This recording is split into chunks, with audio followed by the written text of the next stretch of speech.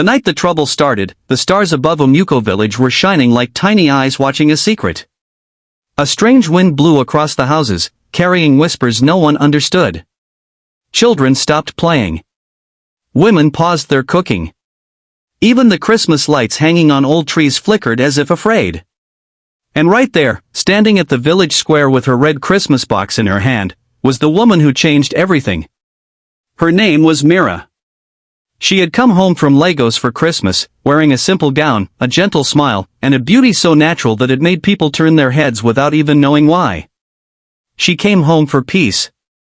For family. For love. But Umuko village was not ready for her. Because standing not far from her were the three village slay queens.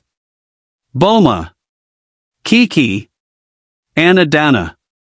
Girls known for their loud dressing, heavy makeup, sharp tongues, and strong desire to be the center of attention. And when Mira arrived, something broke inside them. Jealousy. Competition. A hunger to outshine her at any cost. They did not know that this Christmas would bring a storm that would tear friendships, families, and even hearts apart.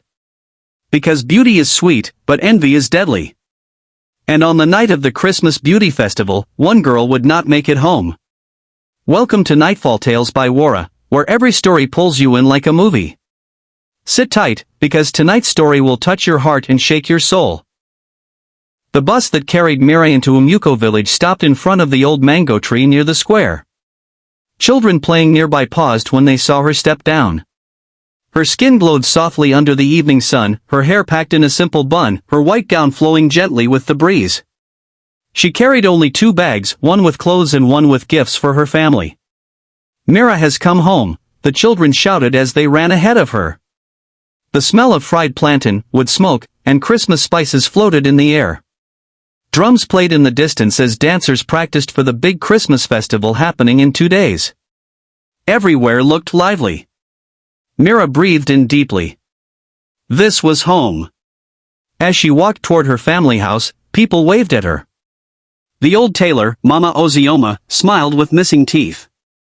The palm wine tapper, Paquin, shouted, "City girl, welcome oh! Christmas dawn sweet now." Mira laughed softly. She was happy. But not everyone was smiling. On the other side of the square, sitting on a wooden bench and chewing gum loudly, were the 3 village slay queens, Boma, Kiki, and Adana. Boma folded her arms. So this is the Mira everyone used to talk about?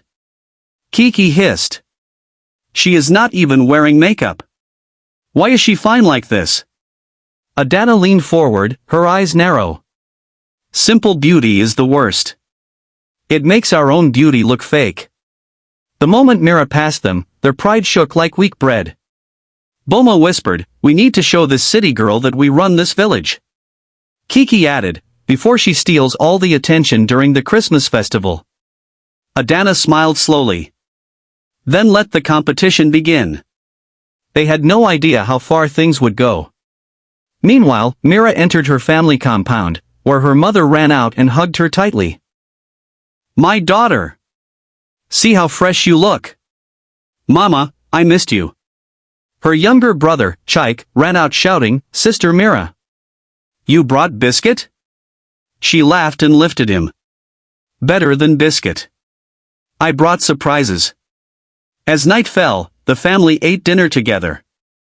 Mira talked about life in Lagos, her job, her struggles, her dreams. She told no one that she returned because she needed healing. She was recovering from a broken heart.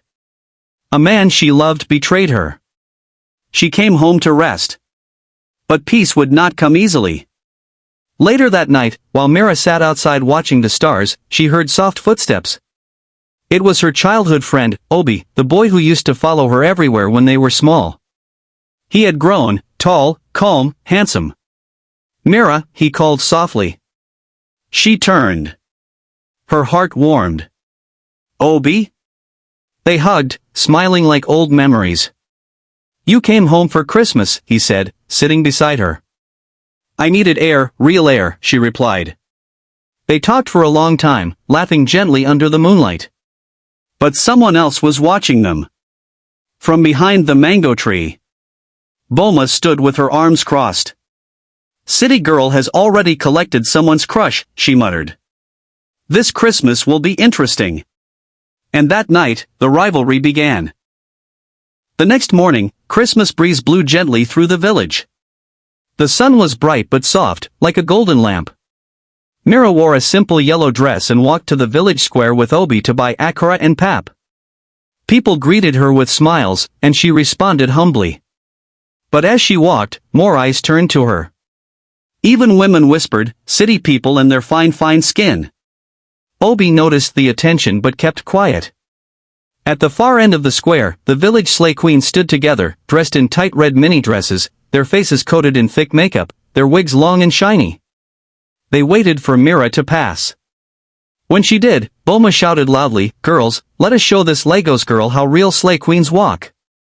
They began catwalking across the square dramatically, tossing their hair, swinging their hips, posing like Instagram models. People laughed and clapped lightly, thinking it was just fun. But Mira felt the tension. Obi whispered, "Ignore them." Mira smiled calmly. "I'm not here for competition." But Boma was not done. She walked up to Mira, her voice loud enough for everyone to hear. "Mira, welcome back. We heard you are now a big woman in Lagos. Hope you will join the Christmas Beauty Festival tomorrow? We don't want our men to lose focus."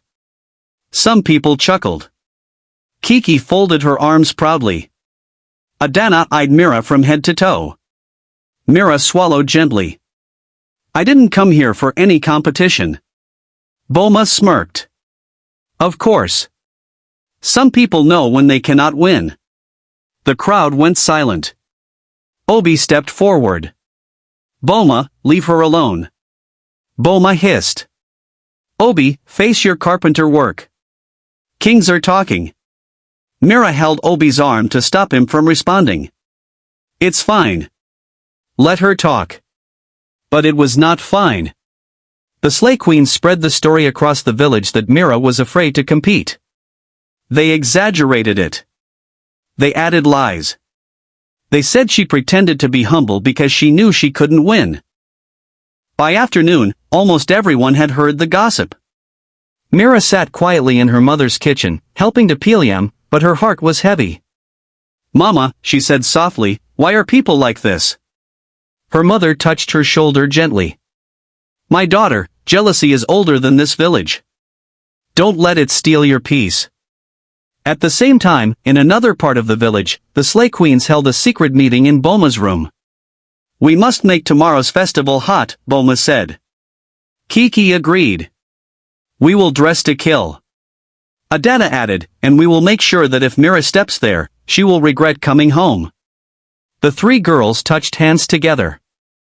"This Christmas," Boma declared, "we shine, and Mira fades." But fate had another plan. Later that evening, as Mira walked home from the square, she saw something surprising. A little girl crying beside the well. Her name was Abi, the younger sister of Adana, one of the slay queens. Her leg was bleeding. Mira knelt immediately, cleaned the wound with her handkerchief, and tied it gently. Abi sniffed. "Thank you, Auntie Mira." Mira smiled softly. "Be careful next time." But Adana, hiding behind a wall, saw everything. Her chest tightened. Something strange pricked her heart. For the first time, she felt guilty. Yet the competition would still continue. And the village had no idea what was coming. The entire village buzzed with excitement. The Christmas Beauty Festival was only hours away. Drummers practiced. Tailors rushed last-minute sewing. Children rehearsed dances. The village square was being decorated with palm leaves and red ribbons. The slay queens spent the whole day preparing new outfits. Boma wore a tight green sequin dress. Kiki's dress sparkled like silver rain. Adana wore a shining blue gown. Their goal: be the stars of the night. Meanwhile, Mira was in her family compound helping her mother prepare jollof rice for Christmas visitors. She braided her little cousin's hair. She washed plates. She laughed. She worked. She lived. She didn't bother about the festival. But the village bothered about her. Old women whispered, that city girl is too fine to hide. Young men said, if she attends the festival, everywhere will scatter. Obi knocked on her door in the evening. Mira, please come outside, he said. She stepped out slowly. He looked at her with gentle eyes. I know you don't like drama. But you cannot hide. Tomorrow, go and show them that beauty is not noise. It is grace. Mira lowered her eyes. Obi, I didn't come for attention. I know, he said softly. But you deserve to stand tall. A strange silence fell between them. Warm. Soft. Sweet. But they didn't speak more. That night, something happened in Boma's house. The Slay Queens gathered to try on their dresses one last time, but an argument broke out. Kiki shouted, why is Boma acting like she is the only queen? Adana added, you always want to outshine us. Boma replied sharply, because I am the queen. Without me you people are nothing. The quarrel grew louder. Harsh words were thrown. Tears followed. Their unity broke like a cracked mirror. And at the same moment, Mira and her family gathered outside to pray for peace, love, and a joyful Christmas. As Mira closed her eyes, a strange feeling brushed her heart. Like a warning. Like tomorrow would not end well. The drums continued to beat across the village. The festival drew closer. And destiny prepared to reveal its secrets. Christmas morning arrived with soft sunlight spreading across Omuko village like gold dust. Birds chirped loudly, children ran across the compound singing Christmas songs, and women prepared rice, stew, chicken, and fresh palm wine for visitors. Mira woke early and helped her mother sweep the compound. She tied her hair in a simple scarf and wore a plain gray gown as she cooked. She didn't think about the festival, not until her little brother, Chike, said something. Sister Mira, he said, chewing a meat bone, are you not going to the festival? Everybody is waiting to see you. She smiled gently. Do people not have their own lives? Chike shrugged. Well, Boma said you are afraid. Mira's hands stopped moving. Obi walked into the compound at that moment, wearing a clean white shirt. He greeted her mother and then looked at Mira. You heard him, Obi said. People are waiting. Why do they care? Mira asked. Because they feel you threaten them without even trying, Obi said softly. Sometimes beauty is quiet, but it speaks loudest. Mira said nothing. Her mother wiped her hands on her wrapper and approached her. Mira, my daughter, you can go. Enjoy yourself. See your old friends. Let people know you are fine. Mira breathed deeply. Mama. I don't even know what to wear. Her mother touched her cheek and smiled. A queen does not need to dress like noise. Wear something simple. Your heart will do the rest. Meanwhile, across the village, the Slay Queens were already dressed. Boma wore a tight gold dress with glitter that shined like fire. Kiki wore a sparkling red gown. Adana wore a beautiful purple dress, but unlike the others, she looked worried. She kept thinking about yesterday how Mira helped her little sister. A tiny part of her heart felt guilty about the rivalry. But she forced the feeling away. Boma stood in front of her mirror. Today, nobody will outshine me. Especially not one city girl who thinks humility is beauty. Kiki snapped her fingers. Let's go and scatter the stage. The festival ground was filled with people. Young men sat on benches, waiting to cheer for their favorite girl. Mothers whispered. Fathers smiled. Drummers played. As the Slay Queens entered, people clapped loudly. See queens. Ah, Boma is on fire. Kiki donned fine scatter. Adana is glowing today. But everyone kept looking around. They were expecting someone else. Where is Mira? The whispers grew. The festival committee started announcing the contestants. And just when people thought Mira would not come, A soft wind blew. Heads turned. Mira walked in. She wore a simple white dress, long, soft, flowing like clean water. Her hair was packed backward in a simple bun. She wore no makeup, just lip gloss. But the sun touched her skin and made her glow like morning light. The entire village went silent. Totally silent. Children stopped dancing. Women held their breath. Men sat up straighter. Even the Slay Queens froze. Bulma's face hardened.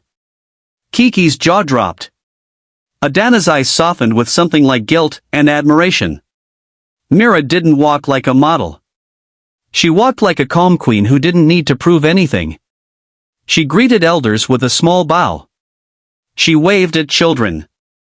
She smiled at people who called her name. The judges looked at each other. Something had already shifted. But none of them knew that tonight would end in chaos. The festival began with music and loud cheers. The contestants stood in a line as people clapped. The announcer introduced each girl. Contestant number 1, Bulma. Cheers everywhere. Contestant number 2, Kiki. More cheers. Contestant number 3, Adana. A mixture of cheers and murmurs. Contestant number 4. A dramatic pause. Mira. The crowd exploded with excitement. Fine girl. See natural beauty. Shy. Lagos has tried. Mira felt shy. She wasn't used to attention. She looked down and held her dress gently. Obi cheered from the crowd, smiling proudly. Bulma saw it and rolled her eyes. And, so she has collected Obi too? The competition began with the walk. A simple runway walk across the stage. Bulma went first.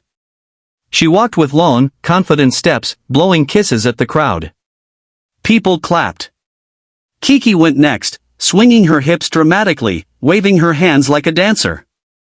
People laughed and cheered. Adana walked quietly, her steps elegant but soft. She didn't overdo it. Something about her looked different today. Then Mira walked. She did not pose. She did not swing her hips. She just walked the way she walked every day, slow, calm, graceful, her dress flowing like air around her. Women clapped softly. Men clapped loudly. Children shouted, "Auntie Mira win!" Bulma's anger grew like fire. Next was the question round. The judge asked, "What makes a woman beautiful?" Bulma answered loudly. Her confidence, her fashion, and her ability to shine. People clapped lightly. Adana said, "Her heart. A woman is beautiful when she is kind." Some people nodded. When it got to Mira, she hesitated for a moment. Then she said softly, "A woman is beautiful when she knows she does not need to fight to be seen." People gasped. Even the judges paused. Her answer touched hearts deeply. Bulma squeezed her fist. The final category was the Christmas blessing speech, where contestants wished the village well. Mira didn't want to participate. She didn't like speeches. But when they called her name, she stepped forward, held the microphone gently, and spoke from her heart. "I know I have been away for long, but coming home reminded me that love is sweeter than fear, and peace is stronger than competition. As we celebrate Christmas, I pray we learn to lift each other up instead of tearing each other down. I pray every heart finds joy, including those who feel unseen." People clapped loudly, some even wiping tears. Bulma panicked. She needed to win. Her pride could not handle losing to Mira. So she made a terrible decision. While the judges were calculating the scores, Bulma walked behind the stage where Mira stood. Her anger was boiling. "Mira, tell them you don't want to win," she snapped. "I didn't come here to win," Mira said calmly. "So why is everyone making noise for you?" Bulma shouted. Her voice cracked with envy.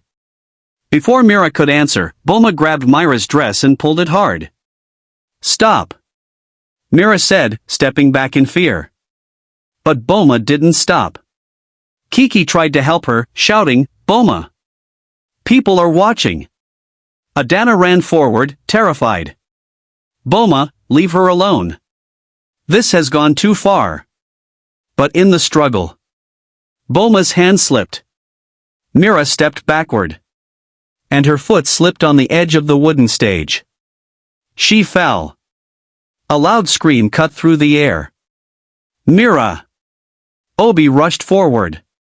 People ran. Children cried. Women shouted. The Christmas festival turned to chaos. And as Mira lay on the ground, holding her arm in pain, something changed in the hearts of everyone watching. The Slay Queens had gone too far. But the night was not over. Something darker was coming. The crowd surrounded Mira immediately. Obi knelt beside her, holding her gently. "Mira, can you hear me?" he asked, his voice shaking. Mira nodded weakly. "I'm okay. I think." Her arm was bruised. Her dress was dirty. But she was conscious.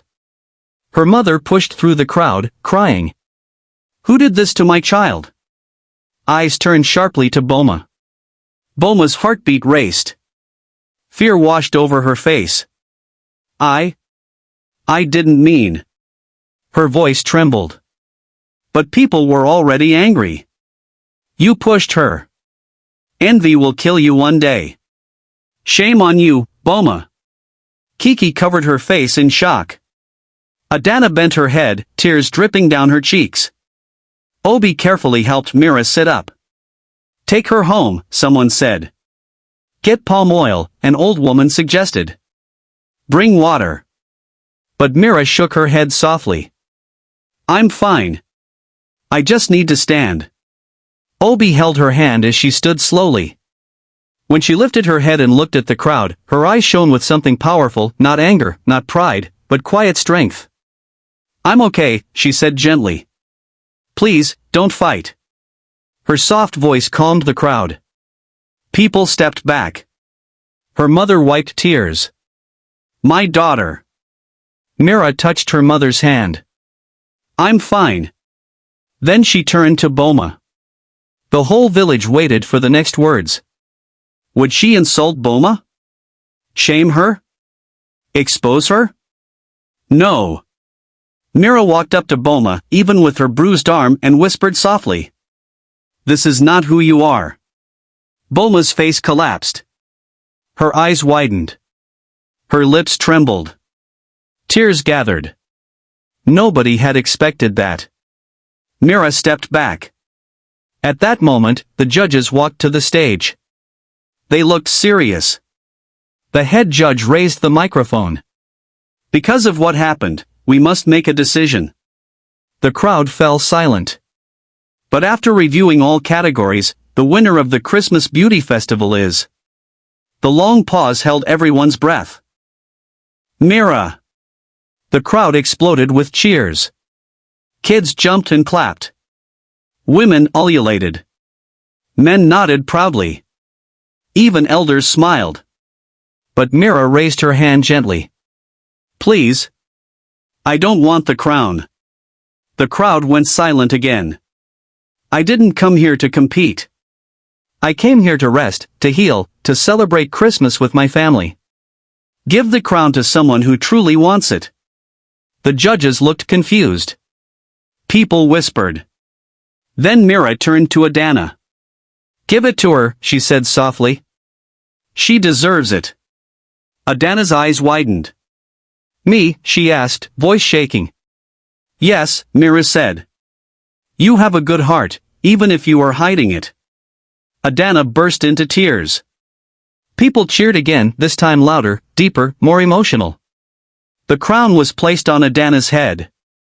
Kiki clapped weakly, still in shock. Boma fell to her knees, crying silently. For the first time, the Slay Queens were broken, but not by insult, not by force. By kindness. The festival ended with mixed emotions. Mira walked home with Obi by her side. Her mother held her other hand.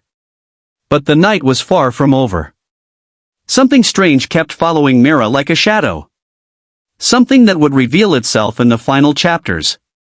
Because sometimes, winning is not the end of the story. Sometimes, it is the beginning.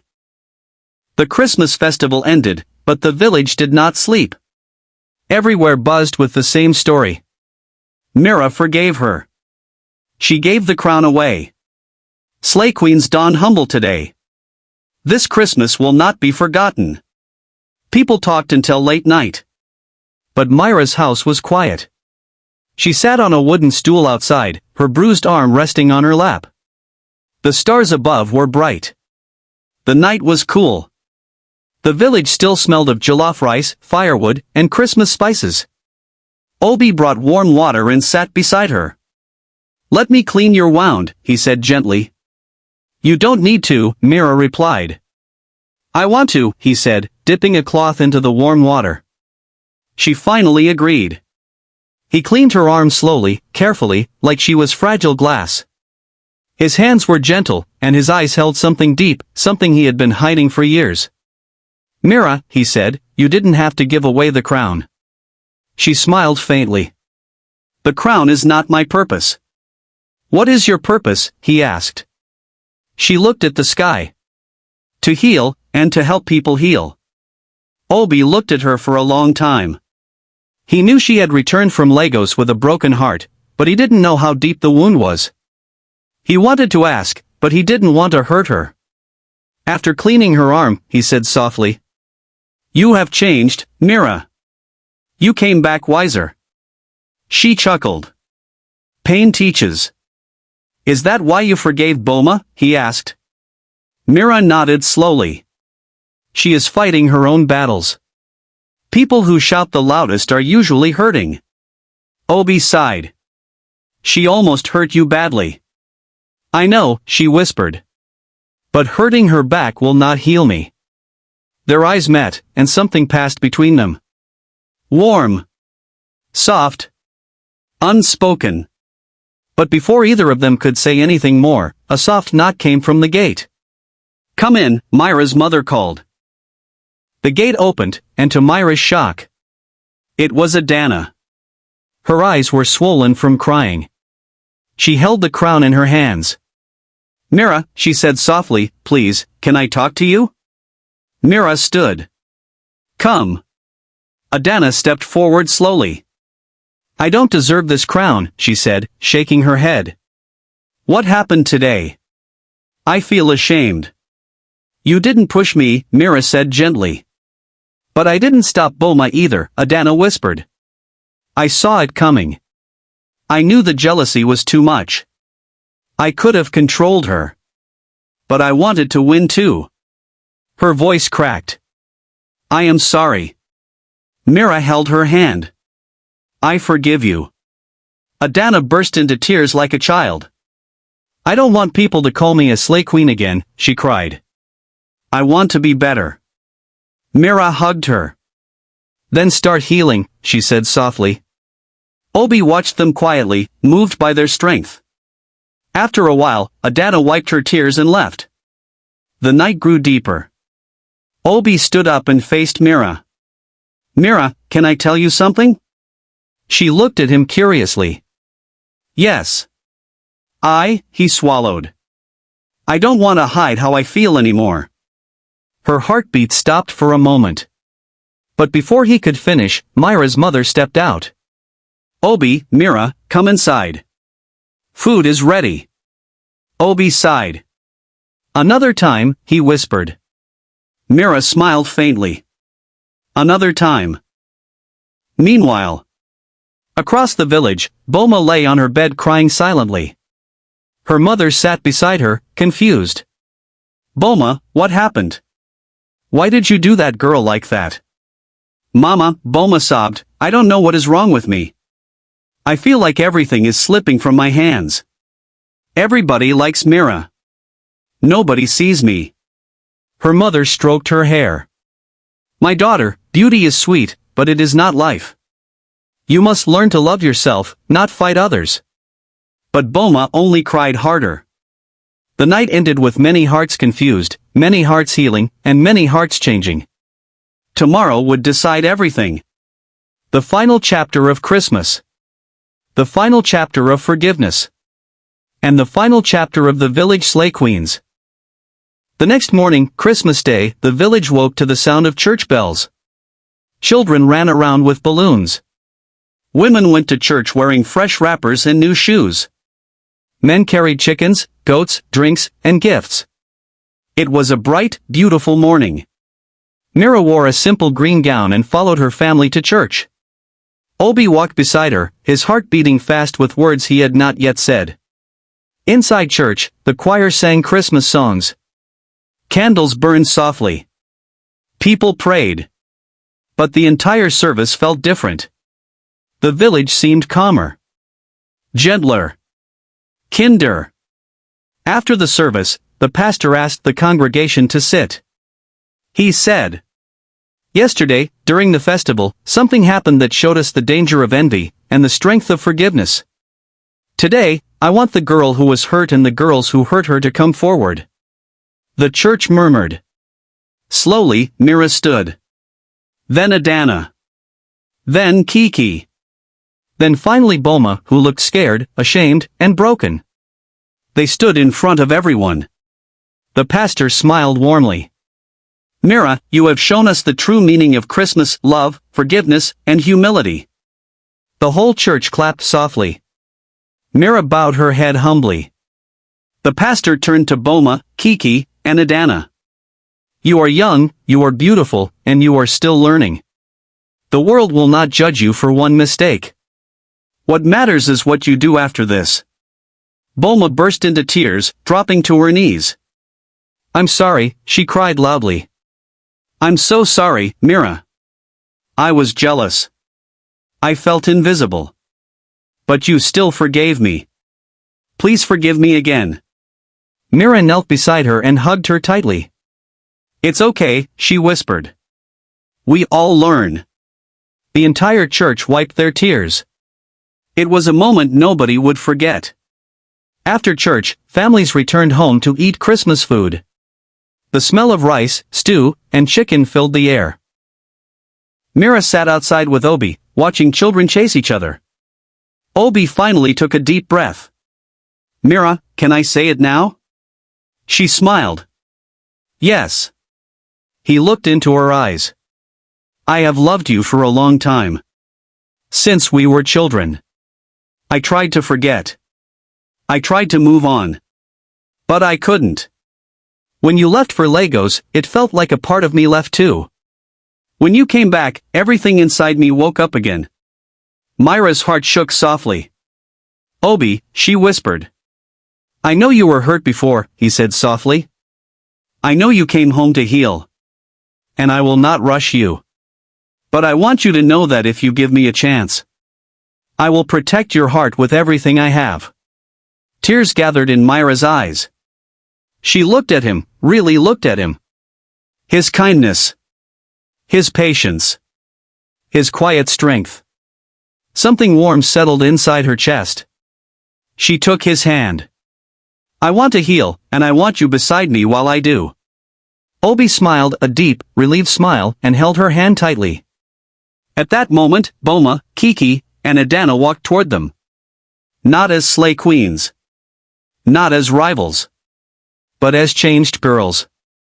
They greeted Mira shyly.